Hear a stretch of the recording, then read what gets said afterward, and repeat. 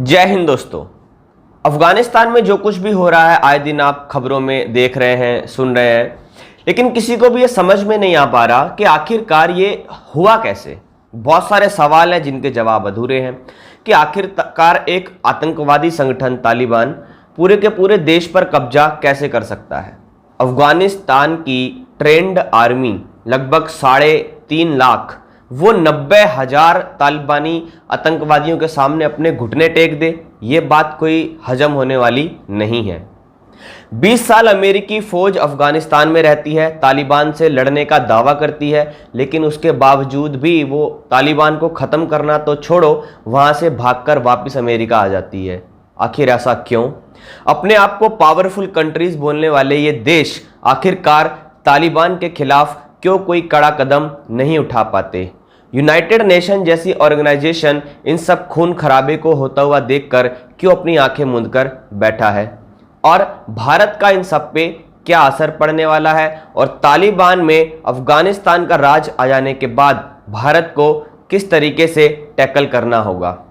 इन सब सारे सवालों के जवाब बिना किसी लाग लपेट के, बिना आपको आंकड़ों में उलझाए, सीधे तरीके से कहानी के तौर पर मैं आपको इस वीडियो में देने वाला हूं, तो आप लास्ट तक मेरे साथ बने रहिए। तो बात शुरू करते हैं हम 1980 के दशक से। हालांकि ये इतिहास काफ़ी पुराना है, लेकिन इतना पीछे मैं आपको नहीं ले जाऊंगा। 1980 में अफगानिस्तान में कम्युनिस्टों की सरकार थी, तो उस सरकार में जो है उसको रशिया का समर्थन प्राप्त था। अब जहां पर रशिया साथ होता है वहां पर अमेरिका खिलाफ होता है, क्योंकि रशिया और अमेरिका का आपस में 36 का आंकड़ा है। इन दोनों के बीच में कोल्ड वॉर चलती रहती है। हालांकि कोल्ड वॉर एक अलग टॉपिक है, मैं फिर किसी वीडियो में वो समझा दूंगा। तो अब ये अमेरिका को रास नहीं आएगा कि रशिया अपनी मौजूदगी जाहिर करे अफगानिस्तान के अंदर। तो अमेरिका ने क्या किया, रशिया की वहाँ से मौजूदगी ख़त्म करने के लिए जो अफगानिस्तान के कुछ इस्लामिस्ट ग्रुप थे, मुजाहिदीन थे, उनको हथियार और ट्रेनिंग दी ताकि वो वहाँ की कम्युनिस्ट सरकार के खिलाफ विद्रोह करें। हुआ भी ऐसा ही, साल दर साल वहाँ विद्रोह बढ़ने लगा और इस तरीके से कम्युनिस्टों की सरकार को उन मुजाहिदीनों ने उखाड़ फेंका। लेकिन साल 1990 का दशक आते आते वहाँ पर तालिबान नाम के एक संगठन का जन्म हुआ। तालिबान को इतना पुराना संगठन नहीं है, 1990 के बाद जाकर के ही तालिबान का जन्म हुआ है। और तालिबान का मतलब पश्तून भाषा में होता है स्टूडेंट, यानी कि छात्र। और इनका जो सबसे पहला जो लीडर माना जाता है वो मुल्ला ओमार, उसने 40-50 छात्रों को साथ लेकर के ये तालिबान एक संगठन बनाया था और धीरे धीरे ये फैलता चला गया।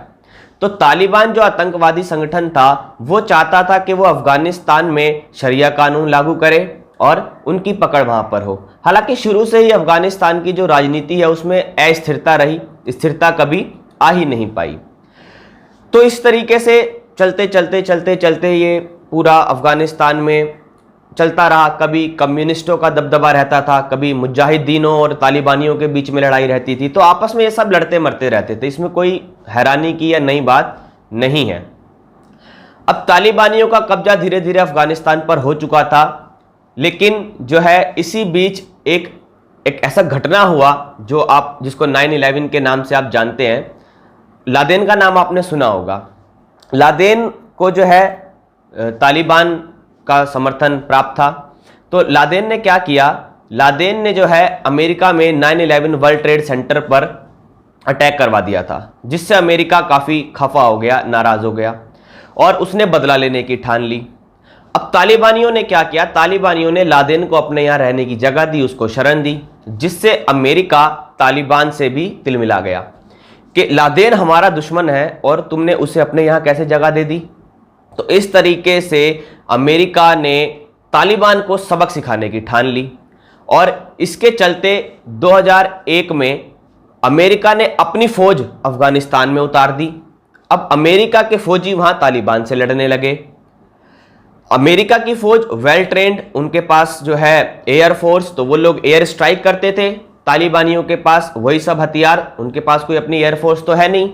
तो कहीं ना कहीं अमेरिकी फौज भारी पड़ी और साल 2004 आते आते इस बीच तालिबान काफ़ी बैकफुट पर पहुंच गया और वहां पर जो है अमेरिका की मदद से और अमेरिका के सपोर्ट से अफगान जो सरकार थी वो स्थापित हुई, यानी कि 2004 में अफगानिस्तान का अपना कॉन्स्टिट्यूशन बना और वहां पे एक जो है चुनिंदा सरकार आ गई जिसको अमेरिका का समर्थन प्राप्त था। उसके बाद जो है अमेरिकी फौज वापस नहीं आई, अमेरिकी फौज अफगानिस्तान में ही रुकी।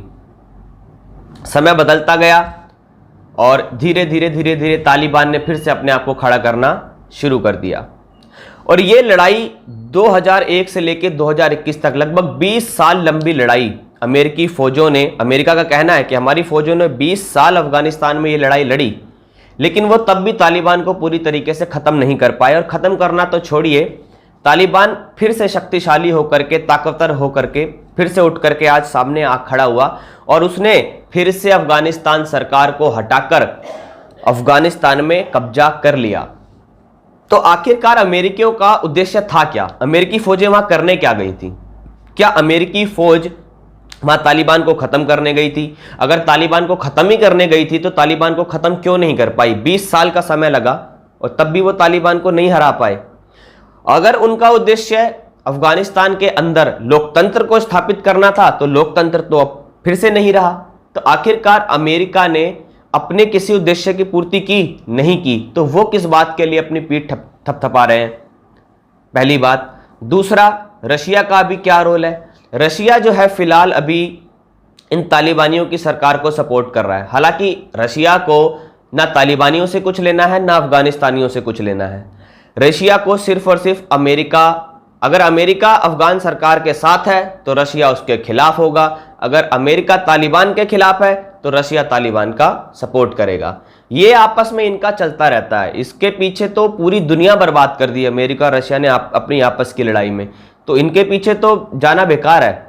तो अभी रशिया का स्टैंड तो यही है कि अभी वो लोग अपना राजदूत नहीं बुलाए हैं, वापस वेटिंग में हैं, और जब अमेरिका की सैनिक जो है पूरी तरीके से अफगानिस्तान छोड़ देंगे, क्योंकि जो बाइडन ने बोल दिया है कि अब हम इस लड़ाई में नहीं पड़ेंगे, ये लड़ाई हमारी नहीं है। अमेरिका के लोगों का भी यही मानना है कि जो लड़ाई हमारी है नहीं उसमें हमारे सैनिक क्यों मर रहे हैं। लगभग 2,500-3 हजार सैनिक इन 20 सालों अमेरिका के मारे जा चुके हैं और ट्रिलियंस में पैसा खर्च कर चुका है अमेरिका अफगानिस्तान में लड़ाई में। तो वहां के लोग चाहते नहीं है कि हमारे फौजी वहां मरते रहें, तो अमेरिका ने अपनी फौजें वापस बुला ली हैं।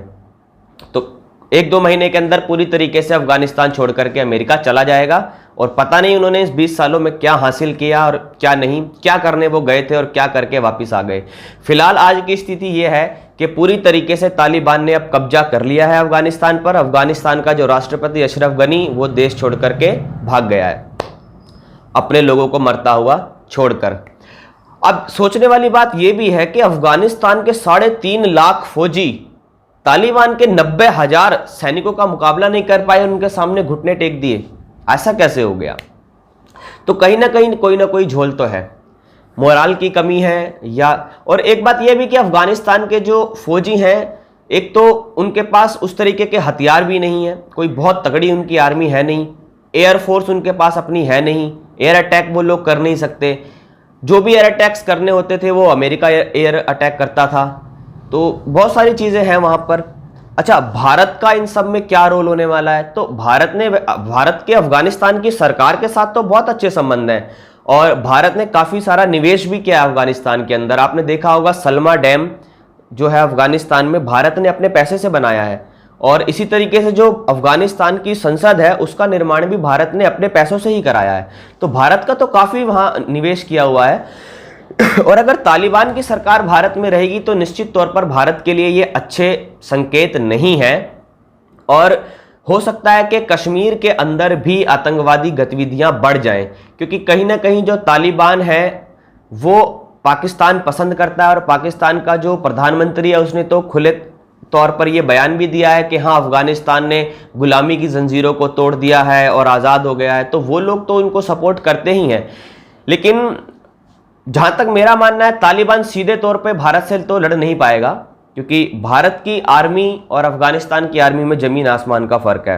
हमारा फौजी देश के लिए मर मिटने को तैयार है, अफगानिस्तान की तरह नहीं, है ना। अगर जान जाती है तो चली जाए, लेकिन मैदान छोड़ के नहीं भागेंगे। तो अफगानिस्तान के तो फौजी 3.5 लाख लेकिन मैदान छोड़कर भाग गए। लेकिन जो भारत का फौजी है वो सरहद पर तैनात है और डटा हुआ है। और ऐसे तालिबान, अगर तालिबान के साथ पूरा पाकिस्तान भी आ जाए तब भी हमारा कुछ उखाड़ नहीं पाएगा, तो उससे डरने वाली बात तो है नहीं। हाँ, लेकिन जो है इनकी जो औकात है ना, चोरी छुपे जो है आने की, घुसने की, हमला करने की, उससे ये लोग बाज आएंगे नहीं।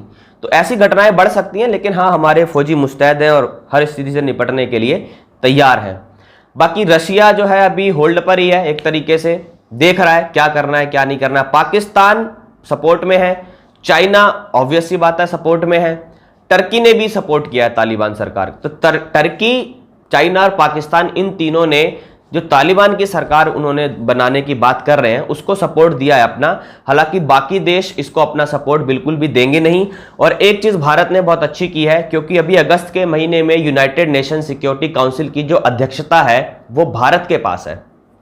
तो भारत ने प्रस्ताव पारित कर दिया और यूनाइटेड नेशंस में यह प्रस्ताव पारित हो भी गया कि जो तालिबान की सरकार अगर अफगानिस्तान में वो लोग बनाने की बात कर भी रहे हैं, दावा कर भी रहे हैं, तो यूनाइटेड नेशन उसको मान्यता नहीं देगा।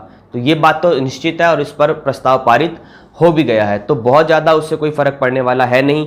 लेकिन अब आगे देखने वाली बात होगी कि फ्यूचर में किस तरीके से, क्योंकि आपको पता है कि तालिबान की सरकार आने से अफगानिस्तान के लोगों का जीवन जो है वो जरूर मुश्किल हो जाएगा, और ख़ास तौर पर वहाँ की औरतों के लिए तो नरक बन जाएगा अफगानिस्तान। क्योंकि तालिबान जो है वो एक इस्लामिक एक्सट्रीमिस्ट जो है ग्रुप है, और वो वहाँ पे शरिया कानून के मुताबिक ही सब चीज़ें चाहता है। और तालिबानियों ने और भी अलग अलग तरीके के प्रतिबंध पहले भी लगाए हैं जब उनका राज रहा 80s 90s में। तब भी उन्होंने टीवी, सिनेमा, मीडिया और आदमियों के लिए दाढ़ी रखना ज़रूरी है, शेव नहीं कर सकते, हिजाब के बिना औरतें बाहर नहीं निकल सकती, मर्द साथ में तो ही बाहर निकलेंगी, जॉब नहीं करेंगी, ये सब जो बैन्स हैं ये इन्होंने पहले भी लगाए थे और यही सब चीज़ें अब दोबारा फिर से वापस आने वाली हैं। तो अफगानिस्तान के लोग तो जो है नर्क की ज़िंदगी वहाँ भुगतेंगे ही। हालांकि हिंदुस्तान की सरकार ने कह दिया है कि जो अफगानिस्तान में रहने वाले माइनॉरिटीज़ हैं, यानी कि हमारे हिंदू और सिख भाई जो अफगानिस्तान के माइनॉरिटी हैं, वो अगर भारत आना चाहते हैं तो भारत उनका स्वागत करेगा, उनको अपने यहाँ शरण देगा। और बाकी जो लोग हैं, मैं तो कहता हूं कि पाकिस्तान उन्हें अपने यहाँ बुला ले, शरण दे दे। वैसे भी पाकिस्तान पड़ोसी है और भी इतने सारे देश हैं, बुलाएं उनको अपने यहाँ शरण दें। तो भारत तो है अपना स्टैंड जो है उस पर कायम है। बाकी आने वाले दिनों में जो भी घटनाएं होंगी वो आपके सामने लेकर आएंगे। फिलहाल इस वीडियो में इतना ही। आप मेरे चैनल को सब्सक्राइब कीजिए और आगे भी इस तरीके की वीडियोस देखते रहिए। जय हिंद।